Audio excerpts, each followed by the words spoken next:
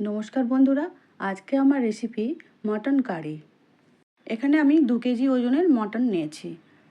বাড়িতে একটা ছোট্ট অনুষ্ঠান ছিল, সেই জন্য আনা হয়েছিল, আর সেই সুযোগে আমি ভিডিওটা করে ফেললাম। পুরো ভিডিওটা দেখো কিন্তু আমি কেমন করে বানিয়েছি। 200 গ্রামের মতো টক দই নিয়েছিলাম, আর 4 চামচ রসুন বাটা আর 6 চামচ আদা বাটা আমি নিয়েছিলাম এখানে। আর পেঁয়াজ দিয়েছিলাম 6টা পেঁয়াজ বড় বড়, সেগুলো ছোট ছোট করে কেটে নিয়ে পেঁয়াজ কুচিগুলো আদা রসুনের ওপরে দিয়ে দিতে হবে। যেহেতু আমার বড় সংসারে বিয়ে হয়েছে, এই রকম ছোটোখাটো অনুষ্ঠান হতেই থাকে, আর মাংসটা রান্নার দায়িত্ব আমার ওপরেই পড়ে। পেঁয়াজ কুচিগুলো এবারে দিয়ে দিচ্ছি।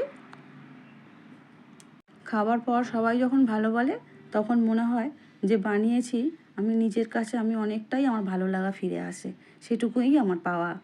এবারে মশলাগুলো এক এক করে দিয়ে দিতে হবে। লঙ্কা গুঁড়ো দিচ্ছি 4 চামচ, ঝাল অনুযায়ী অবশ্যই দেবে। আমি এটা ভেবেই দিয়েছি যে বাচ্চা বড় সবাই খাবে, সেই জন্য আমি ঝালটা কম দিয়েছি। আর হলুদ দিয়ে দিচ্ছি 3 চামচ।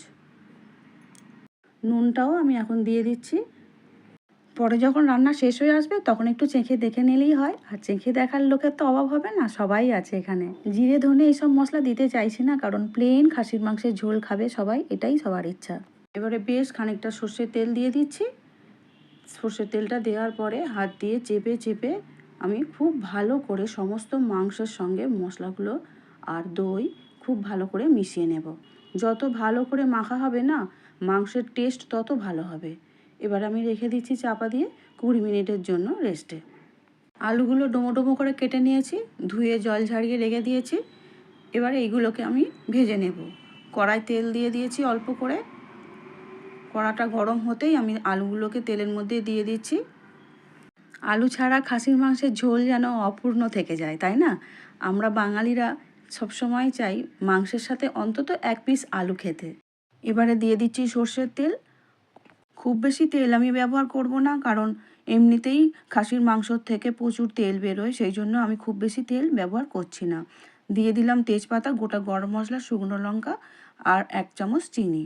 সব কিছু দিয়ে একটু ভেজে নিয়েই ম্যারিনেট করা মাংসগুলো আমি কড়ার মধ্যে দিয়ে দিচ্ছি। খুব ভালো করে কষিয়ে নেব বলে একটু নাড়াচাড়া করে কষিয়ে নিচ্ছি। তোমরা চাইলে প্রেসার কুকারে করতেই পারো, কিন্তু আমি কড়াই করি, এইভাবে করলে আরও বেশি সুস্বাদু হয়। আগে থেকেই গরম জল করে রেখেছিলাম, এই গরম জল আমি দিয়ে দিলাম আর তুলে দিচ্ছি ভেজে রাখা আলু। আলু আর জল দেওয়ার পরে খুব ভালো করে খুন্তির সাহায্যে মিশিয়ে নেব। মাংসগুলো যাতে ঝোলের মধ্যে খুব ভালো করে মিশে যায়, সেই জন্য খুন্তিটা দিয়ে ভালো করে কড়াটা পরিষ্কার করাও হয়ে যাবে, আর মাংসটা খুব ভালো করে ঝোলের সাথে মিশেও যাচ্ছে। কড়াটা তো খুব বড়, সেই অনুযায়ী চাপা দেওয়ার মতো কোনো থালা বা ডিশ আমার ছিল না, সেই জন্য আমি ঝোলটা যখনই ফুটে উঠেছে জোরটা আমি কমিয়ে দিয়েছি। আঁচের ফ্লেমটা মিডিয়াম টু লো করে দিয়ে আধ ঘন্টার মতো আমি রান্নাটা করে নিয়েছি। খাসির মাংস আমাদের একদম রেডি হয়ে গেছে। আমি দিয়ে দিচ্ছি গরম মশলা গুঁড়ো, আবারও খুব ভালো করে ঝোলের সঙ্গে গরম মশলা মিশিয়ে দিচ্ছি। দেখতেই পাচ্ছ আমাদের রেডি হয়ে গেছে খাসির মাংসের ঝোল বা মটন কারি, যাই বলো না কেন। এবার একটা আমি সার্ভিং বোলের মধ্যে তুলে নিচ্ছি। খাওয়ার শেষে কিন্তু সবাই সত্যিই বলেছে খুব ভালো হয়েছিল আজকের রান্নাটা, আর সেটাই আমার বড় পাওয়া। খাবার পর মন রাখার জন্য ভালো বলার কোনো দরকার নেই, বললে ভালো হয় যে কোনটা ভালো হয়েছে কোনটা খারাপ হয়েছে। খারাপ দিকগুলো কিন্তু চেক করে নেওয়া যেতেই পারে, তাতে পরবর্তীকালে রান্নাগুলো আরও ভালো হবে, তাই না? আমাদের মটন কারি একদম রেডি হয়ে গেছে। আমি এখন সার্ভিং বোলের মধ্যে তুলে নিয়েছি। আমার রান্না ভালো লাগলে লাইক শেয়ার সাবস্ক্রাইব করার অনুরোধ রইল। আর ফেসবুক পেজ থেকে দেখছো বন্ধুরা, পেজটিকে ফলো করে দিও প্লিজ। দেখা হচ্ছে পরের ভিডিওয়ে। পুরো ভিডিওটা দেখার জন্য অসংখ্য ধন্যবাদ।